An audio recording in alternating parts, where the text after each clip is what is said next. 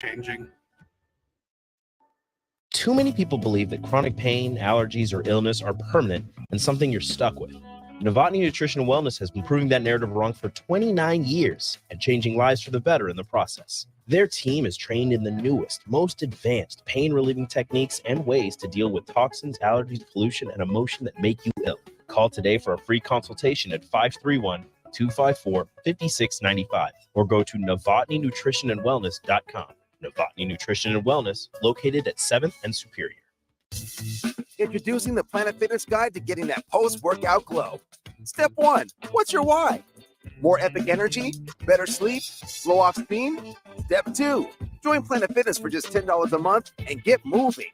Go cardio crazy in our clean and spacious clubs, or get down with some dumbbells and strength equipment. Step 3, bask in that post-workout glow. Join Planet Fitness today for just $10 a month. It's glow time. See Club for details. Vershawn Jackson for Brant Excavating. Brant's been in business for 29 years, and they specialize in a variety of things. If you're looking for someone to get the job done in precision demolition, excavating, trucking, mass grading, and site prep, Brant is the place to call. To set up a quote or learn more, call Brant Excavating at 402-474-4113 or go to BrantExcavating.com. They're also hiring, so join the team today. Brant Excavating, a part of the Bauer brand, who reminds you, go Big Brant. Hey, Mike, I heard the Finish Line is going to be broadcasting live from Eagle Raceway on September 3rd. Yes, we will. We are going to do a pre-race finish line from 4 until 5. Then Tom and I jump on and do Husker Rewind from 5 until 7. Rebecca joins me again, and we're going to do another hour of TFL from 7 to 8. Anything else going on? Like what? I don't know. Maybe we should see if we can get someone to ride in their 2-seat race car. Yeah. A former Husker. How about that? Maybe an All-American. Oh, somebody who holds 5 franchise rushing records for the Green Bay Packers. Come on, Green. Join 93.7 The Ticket this Sunday live from 4 to 8 p.m. at Eagle Raceway for the Race Saver Nationals. Mike Melby, Tom Stevens, Rebecca Pearson, and Husker legend Amon Green will be on hand bringing you all the dirt track action. That's this Sunday, September 3rd at Eagle Raceway. This is Bud Seinhorst, President and CEO of LIBA, the Lincoln Independent Business Association. Join us every Saturday from 9 to 10 a.m. on 93.7 The Ticket for the LIBA Business Hour, as we discuss local business and highlight those who are thriving in the Lincoln area. It's the LIBA Business Hour, Saturdays from 9 to 10 a.m. on 93.7 The Ticket and theticketfm.com. Gray Diesel and Equipment Services is your go-to place in Lincoln for repairs and maintenance for diesel pickups to Class 8 over-the-road trucks and trailers, from bumper pole utility to full-size semi. Gray performs DOT inspections and are a service provider for fleet companies like ARI, Element Fleet, and FleetNet. They're a family-owned business in operation since 1952, and they keep a clean, friendly shop. Customer service is their top priority. Give Gray Diesel and Equipment Services a visit today with easy access just off I-80 and North 56th Street. Plains Cover Crop is your one-stop seed shop. Call us now for spring and summer forages, CRP mixes, and fall cover crop blends. We do farm-specific consulting for practical and efficient seed blends to fit your geography and goals. With a very diverse inventory, we will tailor a blend just for you. We're also looking for contract growers, and we buy and sell rye. Find us online at plainscovercrop.com. Timeless agronomy practices paired with modern technology. East Highway 20 in Orchard and across Nebraska. College football in Lincoln, America. The time has come. Start your game day off right with the A1 Automotive Ticket Tailgate pregame show. Join the Ticket crew as they bring you all the coverage you need to get you ready for the action. It's the A1 Automotive Ticket Tailgate pregame show, powered by Sunbelt Rentals. Ben Bleicher with Professional Realty Group of BHHS Ambassador. Select Plumbing, Jimmy John's, Lincoln Wall-to-Wall Wine and Spirits, Fleet Beef, Yours Cheese Spread on 93.7 The Ticket and theticketfm.com. This is Adam Carriker on The Ticket. Position by the quarterback out of the shotgun, first and 20, jailbreak screen in the air. It is tipped. It is intercepted by Carriker at the Missouri 21-yard line. Live from the heart of Lincoln, America, 8-year NFL vet and All-American defensive lineman Adam Carriker. Shotgun snap to Everett. He's got the left arm going, and he's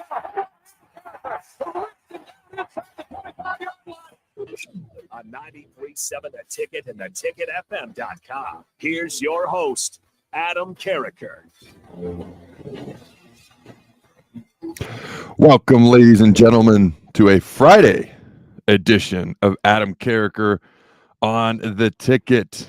Each and every week going forward, not just Mondays, but now Fridays. You can also check out the Big Ten show throughout the week here on the Ticket, and they will also be streaming and using the Carriker Chronicles as well. But each and every Monday and Friday, I will be live right here, right now on the Ticket. Now, a bit of a double-edged sword for me today because I've been looking forward to this show all week. All right. And at one point in the game last night, I was like, I'm going to be breaking down a win. I'm going to be talking about a win. The first half, Minnesota, it felt like they really controlled the game. But what they really controlled was time of possession. They had the ball for over 18 minutes. They had the ball for over 11 minutes in the first quarter. By the end of the game, time of possession was about 50-50. Now, if you looked at the stats at halftime, and I talked about this in my gut reaction last night, we actually had more total yards. We had more rushing yards. We were averaging nearly 7 yards a carry. Okay, they were dinking and dunking, and we weren't stopping it, and they were methodically, slowly moving the ball. But until late in the fourth quarter, they only had 3 points. And as the second half rolled on, we got the kickoff return for 65 yards from Amir Johnson. They call the double pass. Jeff Sims drops it, picks it up, throws it for a touchdown. Okay, and we're up 7-3. The play is called Osborne, if you didn't know by now, after Coach Osborne. We get a field goal to go up 10-3 as the game progresses, and you just kind of feel like the offense is maybe finding a little bit of an identity. Minnesota's quarterback looked confused, frustrated. I felt, as the game was going along, that we were just one score away, because there wasn't going to be a lot of points in this game. My prediction of 24-17 seems outrageous now, considering that there weren't anywhere near that amount of points scored. And even when I picked it, I'm like, man, this seems high, but I was still under the over-under of what was it, 43.5 going into the game, so I felt all right about it. But if we just got one more field goal, one more score, pinned them deep in their side of the field, like they weren't going to move the ball the length of the field to score again. And we were just right there. And you felt like we were just so close to taking the game over, not dominating or not just running them off the field, but just like having control of the game. We were so close. And I thought I was going to be talking about a win. I've been looking forward to this show. I'm looking forward to doing more of this shows here on the Ticket. Alas, as we know, it did not turn out how we had hoped. All right, I'm going to get into the game, obviously. I'm going to break it down, what I saw, my thoughts. Watched the film this morning, broke it down, chatted with some folks who were smarter than I. Hopefully they educated me so I can help educate others as well. And we'll chat about this Nebraska football game. We'll chat about a little bit looking ahead to the season going forward throughout this program. I have no guests. There's no reason to have a guest when you have a show the day after a game. It's part of the reason I had 2 guests last Monday. And looking ahead to next week, just real briefly, I got a couple of former Colorado players that are going to join me. These are guys that I know. Matt McChesney, a former defensive MVP for Colorado. This dude is not boring.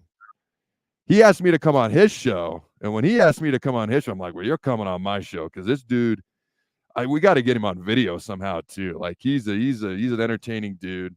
And then a guy that I played with in DC is going to join me on Friday, a Super Bowl champ with the Broncos, played for the Buffs, and we went against each other every day in practice for 4 years in DC. I forget how long he was there. I was there 4 years, but he won a Super Bowl with the Broncos eventually, and that's offensive lineman Tyler Columbus. And we like to give each other a lot of crap all the time. So those will be entertaining segments, but as far as the right here, right now. Okay, you look at this Nebraska game, and Jeff Sims. This is a guy, when you look at him, he's a physically imposing guy. You watch him on film. You watch what he did at Georgia Tech. You watch his physical abilities. You watch what he did last night. The dude is 6'4", 220, and he's got some wheels. He's not easy to bring down, okay? If we were back in the old triple option offense days, he would have fit that offense like a perfect glove, and they're trying to mold an offense around his skill set. All right, now everyone immediately jumps to the 3 interceptions, and I get that. He has 24 career starts. He has 31 career touchdowns, 26 career INTs.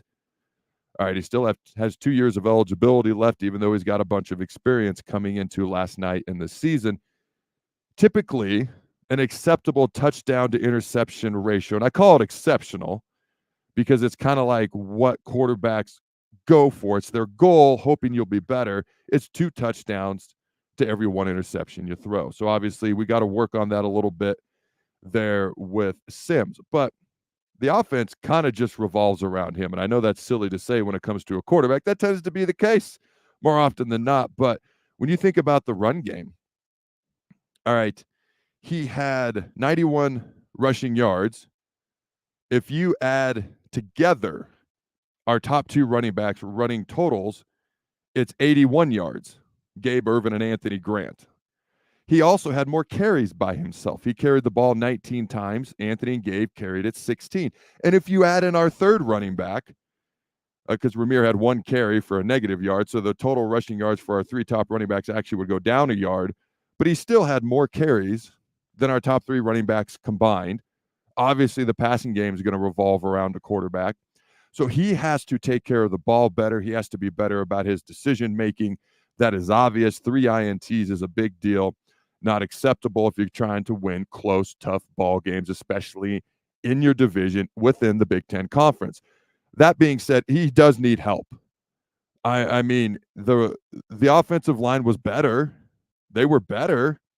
I don't know how they couldn't be. They were better, okay, mostly, in my opinion, in the run blocking. In the pass blocking, they got to be able to give him more time. Okay, he's got to have wide receivers that get open. I think we only had 8 receptions by a wide receiver or a tight end. So obviously I'm not counting Heinrich Harburg's first down reception from the tight end H-back position. Okay, we need Billy Kemp to step up more. We need Marcus Washington. We need some of these other guys to step up. We need some of our talented tight ends, Thomas Fidone, okay, Berkshire. I mean, we need some of these guys to step up, and we need to create separation. There needs to be more time for the quarterback to throw. These guys need to be getting open. Jeff needs to make better decisions, and we need to have an offense that doesn't entirely revolve around him, the run game and the pass game, regardless of how dynamic he is, because it's going to be easier for defenses to hone in on. Also, I mean, God forbid, I shudder to even say it, but, you know, we haven't had the best luck with backup quarterbacks in quite a while here. So if he got banged up, you know, we don't know what Purdy and Harburg look like as backups this year. We know how it's looked in recent years, and that wasn't phenomenal. Hopefully there's been vast improvement there. So one of the things that sticks out to me is Sims has to play better, but the offense has to give him help as an overall whole much better. One thing I did like that we did offensively, we were able to run the ball better. When you look at Minnesota, they rushed for 55 yards. Okay, 2.2 yards a carry.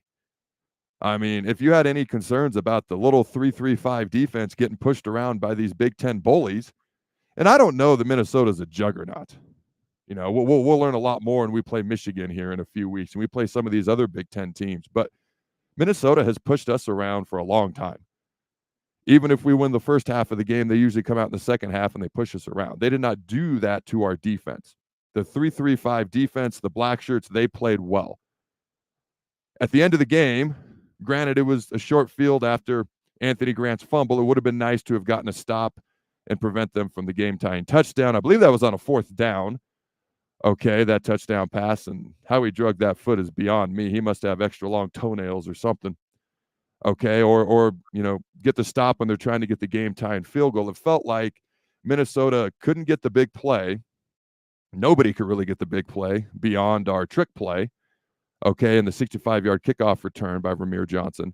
But they were able to dink and dunk at times, which is why they controlled the time of possession without having a whole lot of yards at all. They only averaged 4.5 yards per pass, or per pass as a team, Minnesota. We averaged 6, and that's not very good. They averaged 4.5.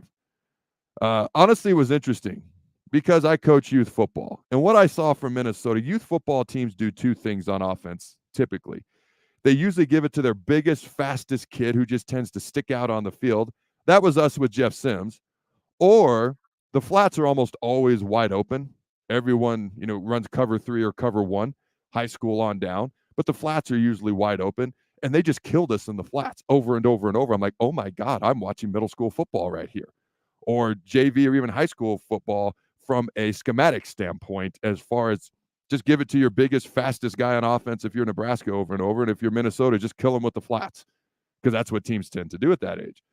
So we got to find some help for Jeff Sims. He's got to be better at the decision-making process. The offensive line, I thought, did better in the run game. We averaged nearly 5 yards a carry. I think at halftime we were averaging about 7.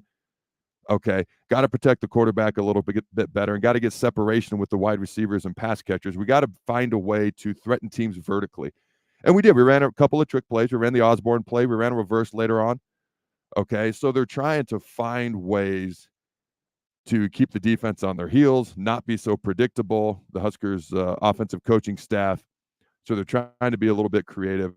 Defensively, I want to go back to one thing real quick.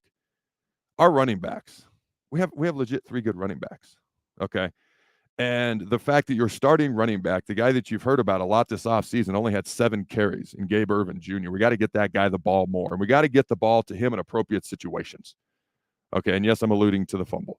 And I'm not going to point out an individual college player, but I'm going to say I remember when we got the ball that drive, I legit said, because all we've heard is Anthony Grant's had fumbling. He's an elite back, but he's had fumbling issues. I was like, all right, I want to see anybody in the backfield but Anthony Grant at this point in time. And then he happened to be in the backfield and he fumbled, okay? And again, not trying to point fingers, but it's what happened. It was my exact thought process. So I don't know why Gabe doesn't get the rock a little bit more. I mean, he did average basically 8 yards, 7.9 yards per carry. So get him the rock a little bit more. As dynamic as Anthony is, he averaged 3 yards per carry. All right.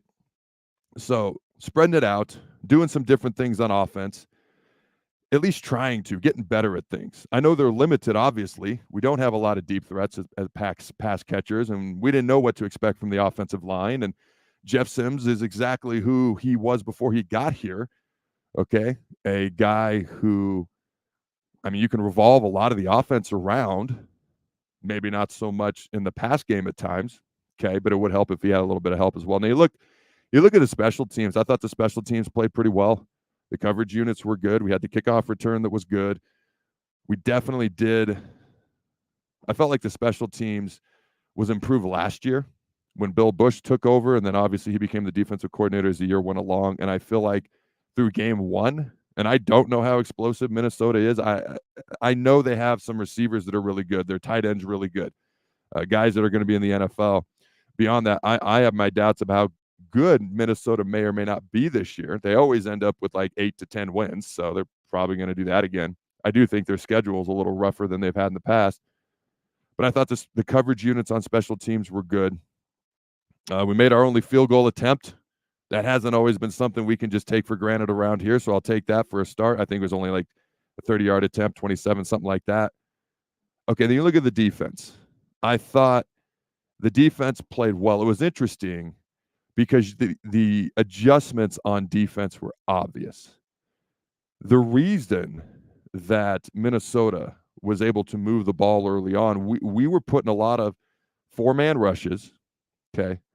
A good portion of the time, 4-man down, but we weren't blitzing a ton. And we were not getting to the quarterback with the 4-man rush. It's pretty obvious we're going to have to blitz in order to get to the quarterback. But the first half, we really weren't blitzing a ton. A lot of 4-man rushes, especially in the passing situations. And Minnesota was able to dink and dunk and hit the flats and move the ball and run the ball just enough to keep the chains moving. I think they had the ball 3 times in the first half. We had it 2, maybe 3. It was very methodical, slow moving. But again, the Black Shirts only gave up 3 points. The adjustments that were made, and it was kind of like Tony White was feeling it out. Like, all right, we're going to see what they do. We're going to see what they come out with, and we're not going to give up the big play early on. We're not going to come out guns blazing when we're not sure what they're going to do, and then they hit us for a cheap touchdown or 2 over the top. And I respect that. That is smart. But as the game went along, it was like, all right, we're not stopping them. They're not blowing the roof off this joint, but we ain't stopping them, so we got to make some adjustments. And we started blitzing, and we started doing some more exotic things, and we were able to get some pressure on them as the game went along. And so I thought in-game adjustments was something that the defensive coaching staff did really well. I felt like the offense during the second half was moving the ball, getting a little bit of an identity, especially through the run game. Obviously, having a touchdown taken off the board right before halftime because of a false start, and then an interception took a touchdown or a field goal off the board, one or the other, and then we're down there later on, and we have a tight end who false starts. And even though the play didn't actually happen, you could see the blocking. And I talked about this last night in my show too. You could see the blocking. It was there. It was going in for a touchdown. So we had right before half either a field goal or touchdown taken off. And then later on, we had another touchdown taken off due to a false start. So anywhere from 10 to 14 points that were taken off the board. And then obviously the 4 turnovers. And we had more than twice as many penalties, more than twice as many penalty yards, the key fumble at the end. This was a game where I saw a lot of frustrating things that we've seen in the past, which is hard to deal with when you see the same things again. And I just recorded a show that I'll put out on YouTube here shortly, and I talk about what frustrated me the most wasn't that we lost. It wasn't that it was ugly. I predicted it would be low scoring and ugly. That's what I said. It's their first game, okay? They have a revamped O-line, a new quarterback. No disrespect. I don't think he's that great. And I kind of hinted at that before the game. When you have more INTs, talk about a 2-to-1 ratio, more INTs than you have touchdowns in a season. And he had a fair amount of starts last year. That's not great. Running back by committee means nobody's standing out. And you're missing basically your entire back 7, barring your all-conference safety, who may be an All-American. He had 2 picks last night. I was like, it's going to be ugly for them. It's going to be ugly for us because it's new coach, new offense, new defense, first game on the road. I mean, it just is what it is. None of that really bothered me. What bothered me was they didn't beat us. We shot ourselves in the foot, the other foot, the hip, and then we decided to shoot off our shoulder too, I think, while we were at it. They didn't beat us. We beat ourselves. But here's the deal. It's game 1. It's year 1. I could see in-game adjustments by our defensive coaches. I could see the offense finding a way to move the ball as the game progressed. Now, I talked about the fumble. I talked about the decision to have Grant at running back. Okay, and to me, that's more of a coaching decision than it is a player because you know what he is until he gets better at it. Okay, but there was a point, I think it was late third quarter, early fourth quarter, where we were starting to run the ball. And you could kind of feel, like I alluded to earlier, we were starting to take the game over, and then we throw 3 straight passes. And I didn't understand that. Were we just trying to stay balanced? Were we trying to keep them off balance, not be so predictable? I guess I can understand that. Or, I don't know, we're moving the ball. We found a way to run the ball. We found a way to kind of take the game over. We look like the stronger team as the team's going along, so let's throw the ball 3 straight times. So, I got to point out both sides. There were things I thought the coaches did really well. Those were the 2 things that stuck out to me. The decision to throw the ball 3 straight times at that particular point in the game. And obviously, decision to have a particular running back in at a certain point. He's a good running back. He's fun to watch. He's dynamic.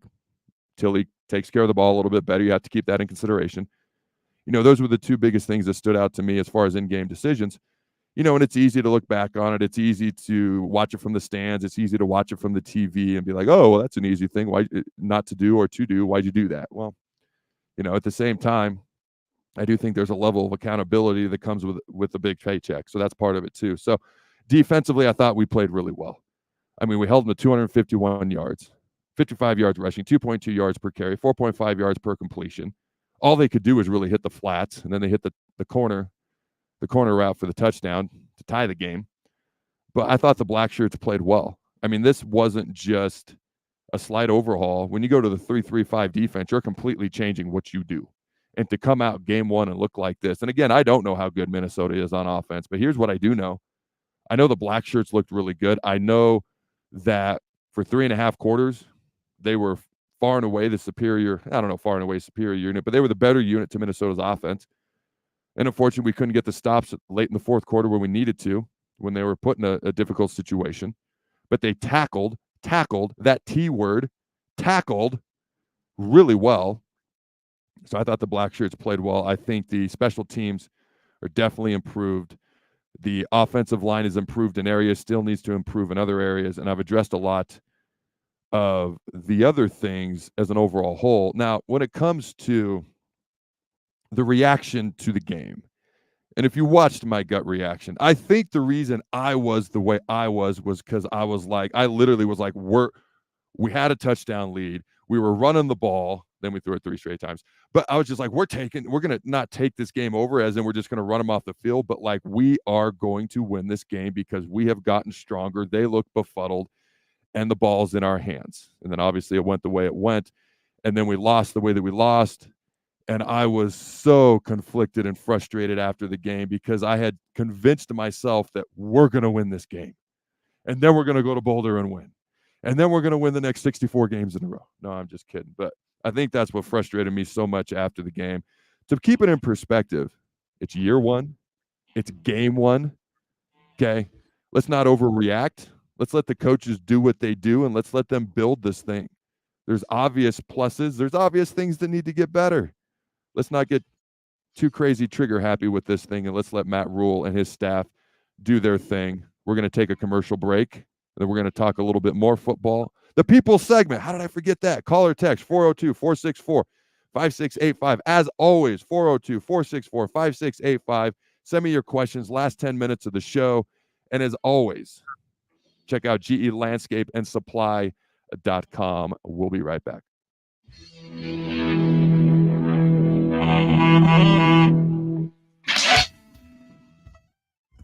Arnold's Tavern in Havelock is the place to be this summer, and the best place in town for shuffleboard. Come on Wednesdays and learn from some of the best players in town for the Shuffleboard Corner. Come on Sundays for Open House League all day starting at 11 a.m. and enjoy $3 tall boys and $3 wells. Shake off the start to the work week with karaoke on Monday nights. And don't forget, happy hour is every day from 3 to 6 p.m., and you are always welcome to bring in your own food. Arnold's Tavern in the heart of Havelock. Okay, man, huddle up. Look, we're playing one of the best football teams in the country today, and quite frankly, we don't have a chance against these guys. Let's face it, we're going to get slaughtered out there. But the good news is that the Nebraska Lottery has scratch and lotto prizes that any one of us could win. Yeah! After the game, we're taking the team bus to the nearest Nebraska Lottery retailer to see if we can win big. Let's go! So let's get out there and lose with pride. The Nebraska Lottery. Top prize odds vary by game. It's August, and that means summer is winding down and the kids are back to school with lots of fall activities coming up. All great things, but also cause lots of stress. Instead of letting your nerves get the best of you and cause uncomfortable tightness, get ahead of it all with a massage from The Body Shop. The Body Shop in Lincoln is your place for all types of massages. Deep tissue, hydrating, sports, Swedish, hot stone, aroma, and more. And don't forget about their couples massages. Book your appointment today at thebodyshoplincoln.com. The Body Shop at 48th and A. You've driven by GE Landscape Supply countless times, likely without even knowing, at 6701 Cornhusker Highway. Now it's time to stop in. GE Landscape Supply sells to homeowners and contractors with a vast selection of landscaping and construction materials. They sell in bulk to save you money, and you can buy anything from a 5-gallon bucket to a semi-load. And don't forget, they deliver anywhere. Stop by 6701 Cornhusker Highway from 7 a.m. to 6 p.m. Monday to Friday, and 7 a.m. to 4 p.m. on Saturdays. Go to GELandscapeSupply.com for more info or call 402-467-1627. Hey guys, Jake Sorensen here from Early Break. The garage door at our house has been needing replacement for a couple years, and a few months ago, we finally did something about it. Steve's Garage Doors and Services was great through the whole process in providing options and also going to the next level to get a door that was approved by our HOA. And best of all, the removal of the old door and installation of the new door was done smoothly with no issues. Call Steve's Garage Doors and Services today at 402-480-9462. This is Bud Seinhorst, President and CEO of LIBA, the Lincoln Independent Business Association. Join us every Saturday from 9 to 10 a.m. on 93.7 The Ticket for the LIBA Business Hour, as we discuss local business and highlight those who are thriving in the Lincoln area. It's the LIBA Business Hour, Saturdays from 9 to 10 a.m. on 93.7 The Ticket and theticketfm.com. It's game on at Elway Power Sports of Lincoln, and they've scouted out the best Kawasaki side-by-side deals for you. Score up to $2,500 off the 2023 Kawasaki Teryx and up to $1,000 off Mule Pro FX and FXCs. Whether you want to handle the toughest task in a trusted, tried and true mule, or looking to dominate adventure in a Teryx, Elway Power Sports of Lincoln has you covered with a large selection of Kawasaki side-by-sides in stock at their new 27th and I-80 location. Hurry in, the clock is running down. Offer valid through 9/30/2023, subject to change without notice. Offer available on approved purchases of select new unregistered Kawasaki vehicles. Model and year exclusions apply. Cannot be combined with promotional retail financing rates. Vershawn Jackson for Brandt Excavating. Brandt's been in business for 29 years, and they specialize in a variety of things. If you're looking for someone to get the job done in precision demolition, excavating, trucking, mass grading, and site prep, Brandt is the place to call. To set up a quote or learn more, call Brandt Excavating at 402-474-4113 or go to BrandtExcavating.com. They're also hiring, so join the team today. Brandt Excavating, a part of the Bauer brand, who reminds you, go Big Brand! H&H Roofing, established in 2015, is proud to serve the local area, which includes the tri-state area in Nebraska, Iowa, and South Dakota. H&H Roofing has a professional team that are licensed and bonded, GAF Master Certified Installers, and an insurance-preferred contractor that will work directly with your insurance company. Also a leading roofer, siding, and gutter specialist. H&H Roofing will service all residential, commercial, and agricultural needs. Go to HandHroofs.com for more information or call 402-359-2546. Accelerate your financial journey. With Kasasa Cash, experience the thrill of earning more with each transaction or the freedom to withdraw your cash from any ATM nationwide. Not to mention, no monthly service fees. It's the power of earning up to 5.5% APY on your Kasasa Cash with Liberty First Credit Union. Earn rewards beginning at a penny, continuing up to $40,000. Visit LibertyFirstCU.com for details. Federally insured by NCUA. Liberty First Credit Union, banking with purpose. Account qualifications apply. Join us at this year's Ignite Lincoln 15 at Rococo Theater on Thursday, September 14th for an inspiring night of stories that spark change. Get your tickets at ignitelincoln.org. Don't miss this chance to be a part of something extraordinary. 93.7 The Ticket, Fox, KFXL weather. Brought to you by Bryant Air Conditioning, Heating, Electrical, and Plumbing. Your Lincoln forecast for today and the start of the Labor Day weekend. Summer sticking around. See sunshine and hot weather today. Afternoon high should be around 93. Tonight we'll see clear skies, a little around 68. Tomorrow more of the same. More sunshine, even hotter conditions expected tomorrow with a high around 99. Meteorologist Kyle Cook for 93.7 The Ticket and theticketfm.com. You're listening to Adam Carriker on The Ticket on 93.7 The Ticket and theticketfm.com. All right, ladies and gentlemen, welcome back to Adam Carriker on The Ticket. Now, real quick, you've driven by GE Landscape Supply countless times, likely without knowing it. 6701 Cornhusker Highway. Now it's time to stop in. GE Landscape Supply sells to homeowners and contractors with a vast selection of landscaping and construction materials. They sell in bulk to save you money. Buy anything from a 5-gallon bucket to a semi-load, and don't forget, they deliver anywhere, nearby or far away. Stop by at 6701 Cornhusker Highway from 7 a.m. to 6 p.m. Monday to Friday and 7 to 4 p.m. on Saturdays. Go to gelandscapesupply.com for more info or call 402-467-1627. And as always, the People segment is around the corner. Send me your questions, your comments, your concerns. Call or text 402-464-5685. That's 402-464-5685. Now, I just had a good friend of mine, someone who listens to the show, text me a graphic. It is what it is. With 5:03 left in the fourth quarter, Nebraska had a 10-3 lead. 3rd and 4 at Nebraska's 38. Jeff Sims completed a pass to Ramir Johnson for 6 yards to the Nebraska 44-yard line for a first down. At that point in time, the win probability, according to the chart that has been sent to me, was 94%. I know. All right, so here we go. I will say this. It's game one. It's year one under Matt Rule, like I just said. Okay, like I'm probably going to say again at some point. All right, but that stat, that is what bothered me about the loss. Not that it was ugly, not that it was a loss, that we got to find a way to win those games when it's 94% in our favor, which sounds insane to say. All right, so we're going to go through some of my notes really quick here that I had for the game. I do want to talk a little bit of Nebraska volleyball because what a night that was. All right, on Wednesday, 92,003 people. Okay, they played UNO, won the match 3-0. The Huskers are 4-0. Good luck to UNO on the rest of the season. It was Nebraska Day in the state of volleyball, Wayne State, Kearney, a bunch of awesome experiences for some of these college volleyball players that I'm so happy that they got to experience. A tunnel walk, playing in front of Memorial Stadium, an electric atmosphere. They even did the light show at one point.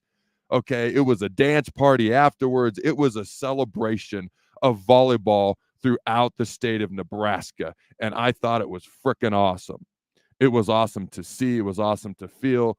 It was something that there's a reason these things don't happen anywhere else. There truly is no place like Nebraska. And if you don't believe me, 306 consecutive volleyball sellouts say different. Okay, setting a world record for a women's sporting event in attendance with over 92,000. Okay, 389, 60-plus years of consecutive sellouts in college football. If you don't think there's something different, unique, special, rare about Nebraska, then I hate to say it, but I don't care about your feelings. I care about facts, and the facts don't care about your feelings. And 2 + 2 = 4, no matter how much a non-Nebraska individual may want it to equal 5. And that's all I got to say about that. Now, let's get back to the Husker football game just a little bit. Now, there's a whole bunch of new, and I mentioned this previously. Nebraska has 64 new players, 40-plus freshmen.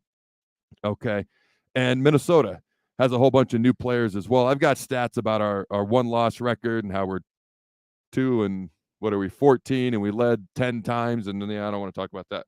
Okay, so when you look at this game,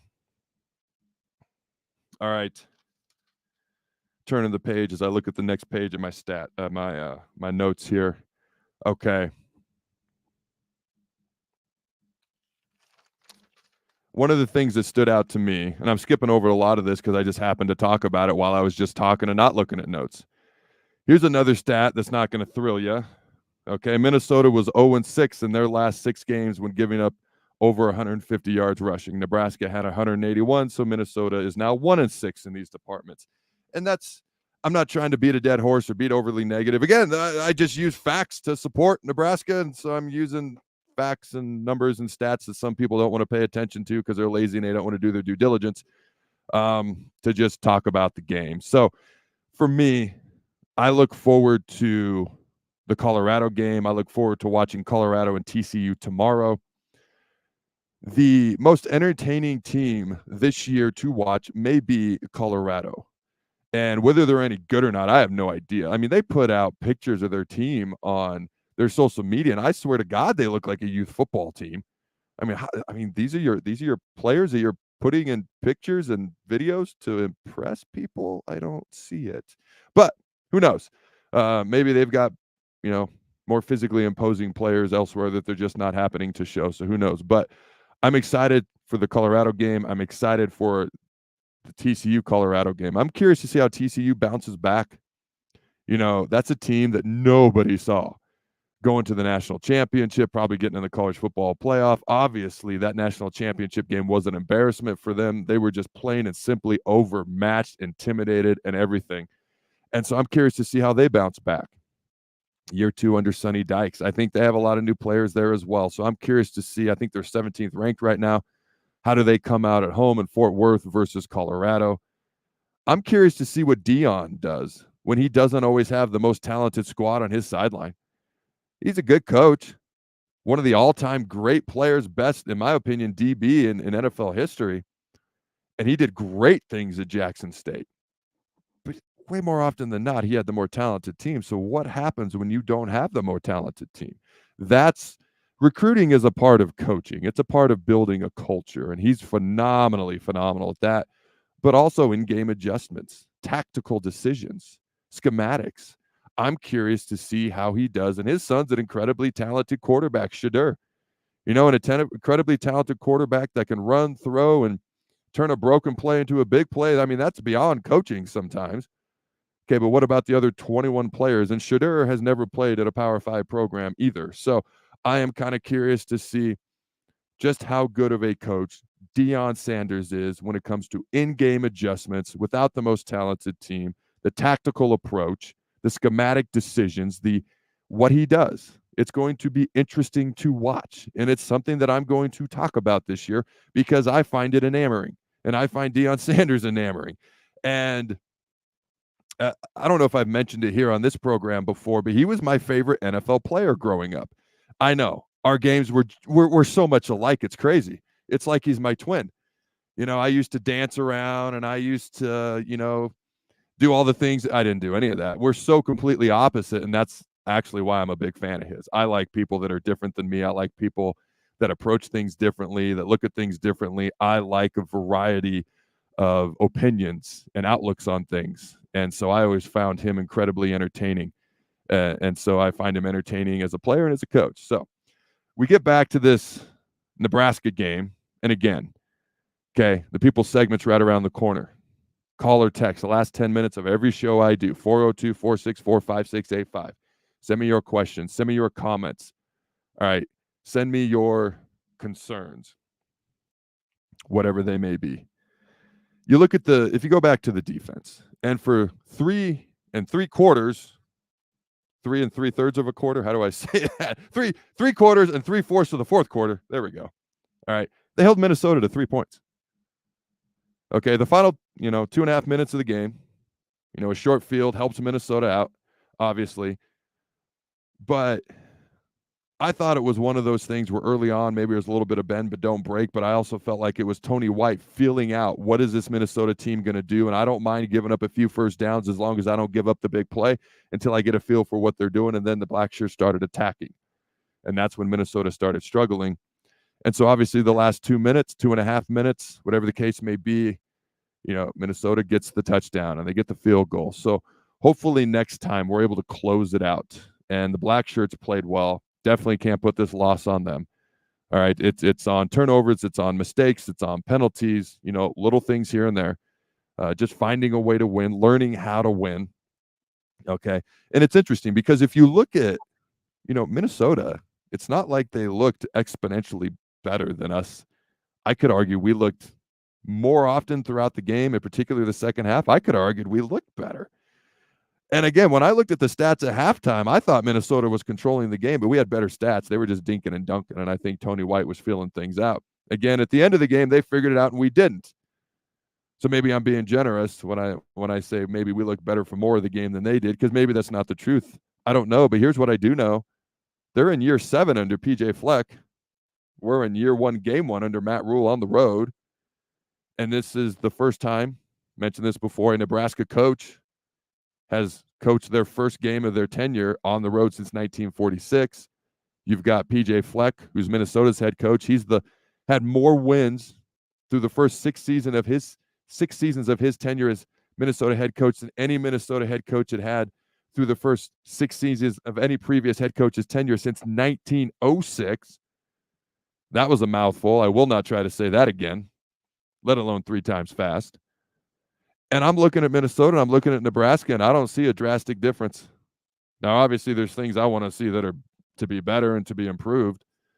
But when we're year 1, game 1 on the road, and they're year 7 at home, I'm not speaking doom and gloom for Minnesota, but they've got a lot of new.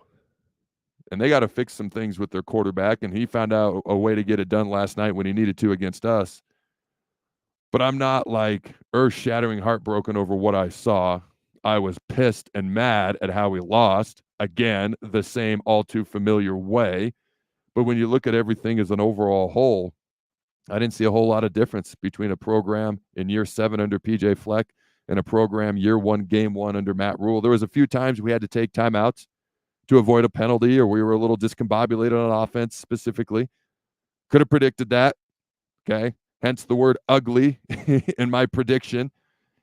And I do like going into this Colorado game. I do like that we played on Thursday. An extra couple of days to prepare for Colorado, I do think will help. It'll be to our advantage. We've all heard it before. The biggest improvements for almost every team every year is from game 1 to game 2. So it'll be game 2 for Colorado as well, but we've got an extra couple of days to go over what needs to get better. and to prepare for Colorado. So I do think that helps us. All right. In just a couple of minutes, the people segment. Again, call or text 402-464-5685. Check out GELandscapesupply.com. Okay, and there's lots of good game reactions to go check out. Obviously, got people here on the ticket do a great job. If you want to go to CarrikerChronicles.com, we've got Corn Craze. We got Rob Zadiska. A guy named Don Harrell's going to start putting his stuff up there, and that dude is not boring. I love Don. Definitely marches the beat of his own drum. All right, don't go anywhere, ladies and gentlemen. We'll be right back.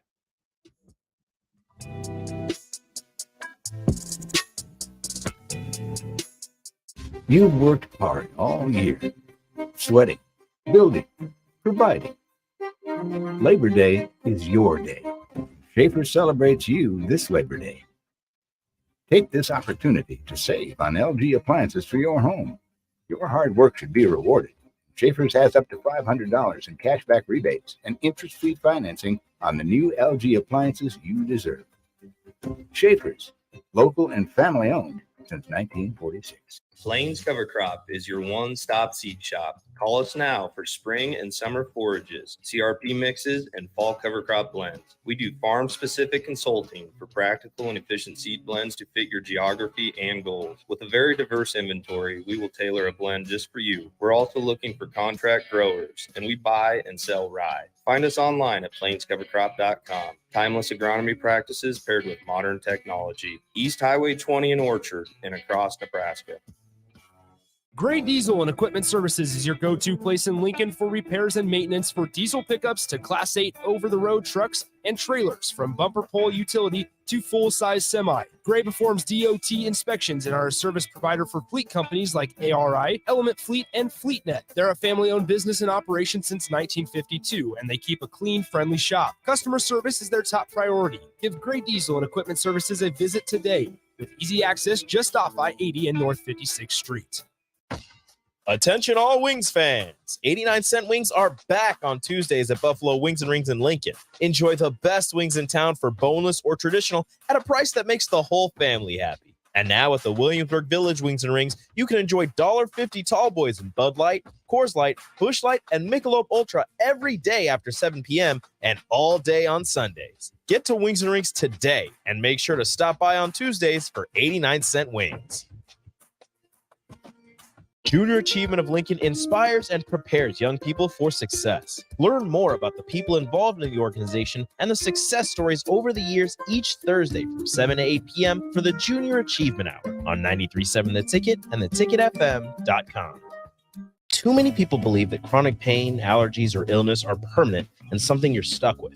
Novotny Nutrition and Wellness has been proving that narrative wrong for 29 years and changing lives for the better in the process. Their team is trained in the newest, most advanced pain-relieving techniques and ways to deal with toxins, allergies, pollution, and emotion that make you ill. Call today for a free consultation at 531-254-5695 or go to novotnynutritionandwellness.com.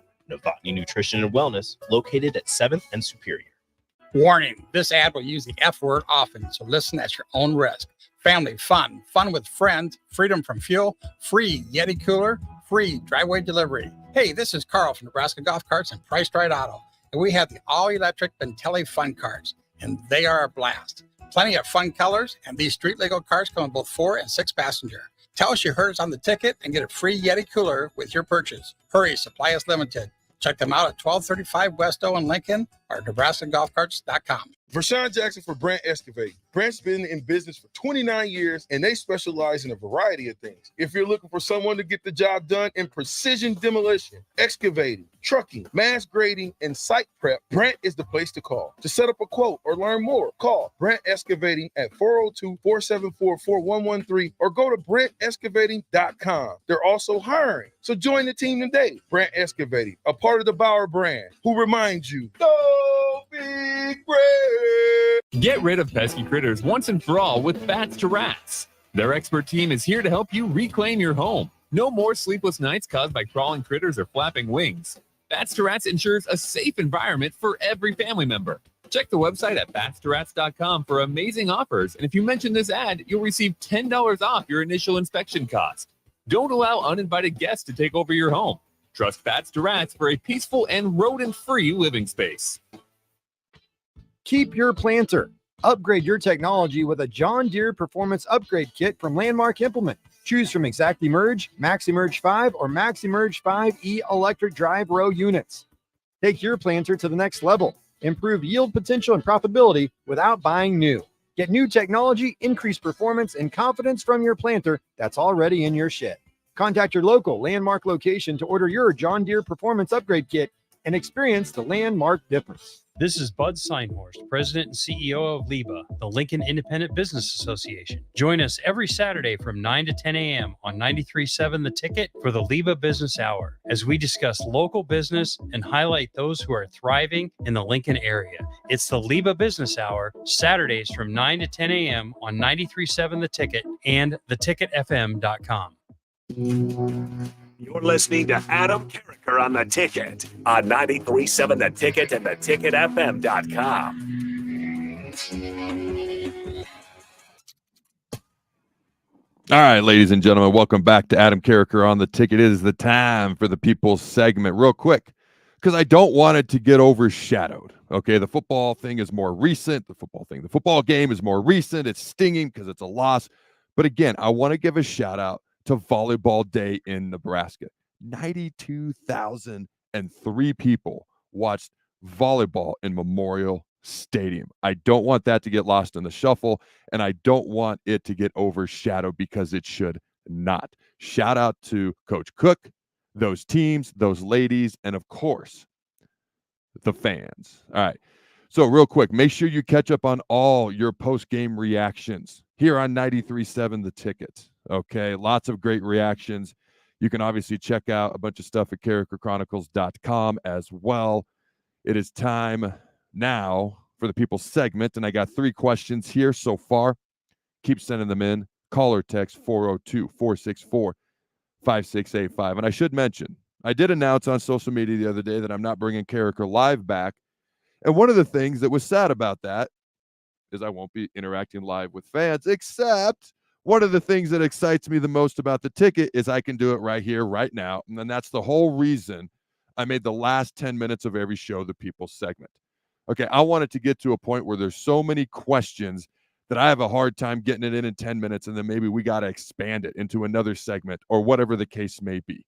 Okay, so again, call or text 402-464-5685 and interact with me right here, right now. Let's have some fun. The Notorious BIB says, do you think Satterfield's play calling is just Whipple 2.0? No, I don't. Whipple clearly didn't want to run the ball. He just wanted to throw the ball, pass the ball, and then find another way to make up a word that means throw the ball and pass the ball. I mean, that's what he wanted to do. Satterfield, you got the huddle. You got 2 tights. I don't know if there was a ton of fullback last night, but it's one of those things where we're going to run the ball. And out of necessity, because we have to. But no, I don't think he's Whipple 2.0. At this moment in time, if I'm being fully honest, and I'm always fully honest, that's just my disclaimer that I'm about to say something some people might not like. I have a lot of confidence in Matt Rule. I have a lot of confidence in Tony White. Of the 2 coordinators and our head coach, the one that has the most to prove to me is Satterfield. And I'll go ahead and say that. All right, because I just did. So Chase B says, can I get your comment on why the heck we decided to pass on 3 straight downs when we had just ran it down their throats the previous drive? So I did mention that earlier in the show. I don't know, Rico, do we got to start suspending people? If you don't listen to the show and you ask a question about something I've already answered, you might have to get suspended. I might have to steal from the Keeping It 100 Wrestling podcast because they suspend people all the time. They're a little harsh with it, to be honest with you. So I did comment on it earlier. You can go back. You can find that answer. Okay, give my thoughts on that from earlier in the show. Now, Steven, and this was something I did not talk about. This is a great question because I did notice this later on. And as the game was unfolding and as the game was on the line and as we needed to get a stop, I couldn't figure out why we went away from bringing pressure. But let me get to Steven's question. Steven says, what about the 3-man rush late? 0 pressure. You're correct. I talked about how early on it was a lot of 4-man rushes. And again, I felt like Tony White was trying to figure out what they were going to do and in the process not give up a big play. So Okay, I was cool with that. I respected that. No problem with that. Makes a lot of sense. New scheme, new players, year one. Okay, let's not give up 14, a couple of easy touchdowns and 14 quick points before we figure out what they're doing. But late in the game, it's pretty obvious. You weren't getting pressure with a 4-man rush. You weren't going to get pressure with a 3-man rush. When you were bringing blitzes, you were getting there and you were causing pressure. Now, the argument that could be made is, all right, we've been bringing a bunch of blitzes. Okay, so sometimes there are certain quarterbacks that struggle with pressure in their face. Now, nobody that I'm talking about from our game last night is Peyton Manning or Tom Brady, but I'll tell you right now, defensive coordinators were terrified. And those are two of the least likely to run quarterbacks in the history of Earth. I mean, have you seen them run? And they're two of the best ever. But the reason nobody wanted to blitz is because they would dissect you. They would do it quick. It was surgical. And so people were scared to blitz. But then the Giants beat Tom Brady twice because they didn't blitz and they got pressure with their front four.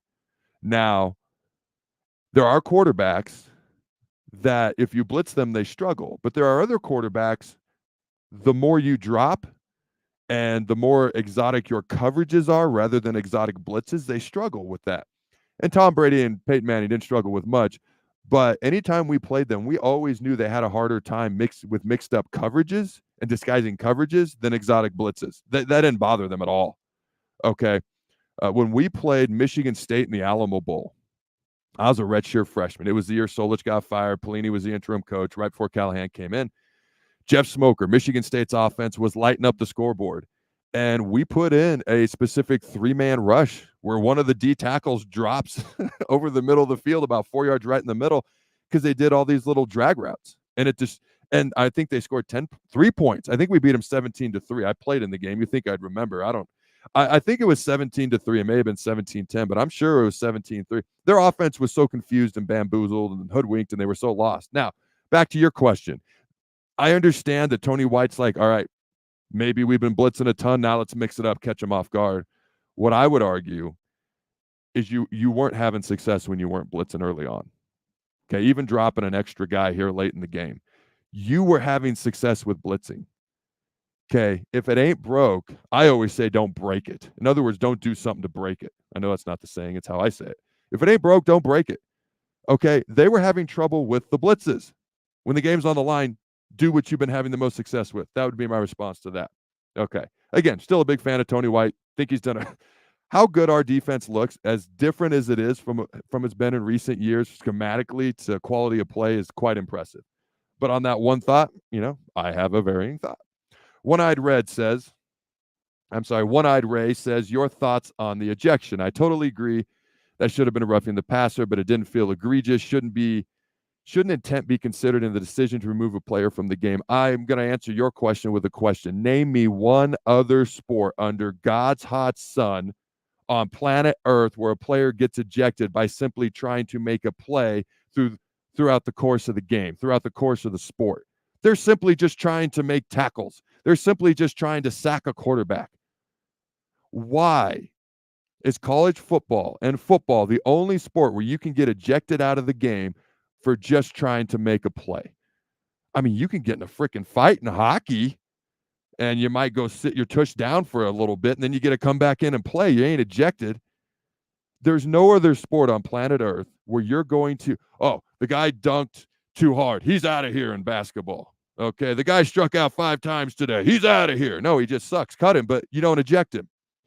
There's no other sport on planet Earth where you're just trying to make a play going 1,000,000 miles an hour against top-end athletes, and you might get ejected if you hit them wrong. I got no problem with the penalty, just like you. The ejection part of the penalty is awful. All right. I've never liked that penalty. The fake gauze of player safety drives me nuts. The NFL doesn't care about player safety. Okay. College football is better at pretending they care. I think everyone knows by now, college football, it's driven by money, conference realignment. Okay. It's made it pretty obvious. They've blown up rivalries. They've blown up conferences. It's about money. Okay. I think college football is just better at pretending. All right. One last question. Rod says, Adam, you said the offensive line was better. Better than what? Not the last 4 years? No, 4 years, I think he means. not the last 4 years. Well, they were better because you almost have to be better because they were so bad last year. I mean, it was almost indescribable. I'm not saying they were good. I'm saying they were not awful. They were a notch. They were notch or two, however you want to evaluate it, above awful. There was more running holes, okay, than there was nowhere for our running backs to go last year. There were some holes last night, and we were obviously going to run the ball most of the time, with the exception of a couple of plays. And they were still able to run the ball for nearly 5 yards a carry, whereas Minnesota, mighty Minnesota, the physical, not mighty, but physical Minnesota was 2.2 yards a carry. So protecting the quarterback, not great. Were we just steamrolling and pancaking everybody? Not what I said. I simply said better. Okay. There was improved run blocking, not where it needs to be, and not where it needs to be pass pro wise. But I do think it's fair to say that they were better. I mean, they were really, really, really struggling last year. So by comparison, yeah, I can confidently say they were better, but they've got a ways to go. Okay. And I'd be more excited if we won, but I don't want to say I'm more excited. I'm excited to watch the rest of the year because I think we're just going to get better and better. How good could this defense be by the end of the year? I'm excited to see what happens when they're tested against legit high-flying offenses. And I don't know if high-flying is the right word to describe Big Ten offenses, but, Colorado's going to try to do some things. Whether they can do them or not, I don't know. Michigan, they can put up some points. Well, how do they do against better competition? How does Jeff Sims improve? How does the offensive line improve? Does somebody step up as a pass catcher, wide receiver, tight end? Okay. So there's a lot of storylines to watch, and I'm very curious to watch and see how this season unfolds. There's a lot of football to look forward to, ladies and gentlemen, and I can't wait to watch it, and I can't wait to talk about it with you fine folks right here on 93.7 The Ticket. And until Monday, have a great weekend. Go Big Red, and always remember to throw the bones.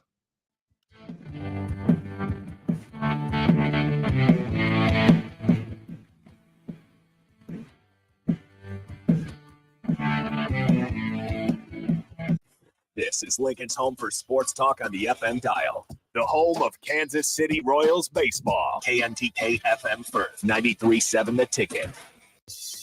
Introducing the Planet Fitness Guide to getting that post-workout glow.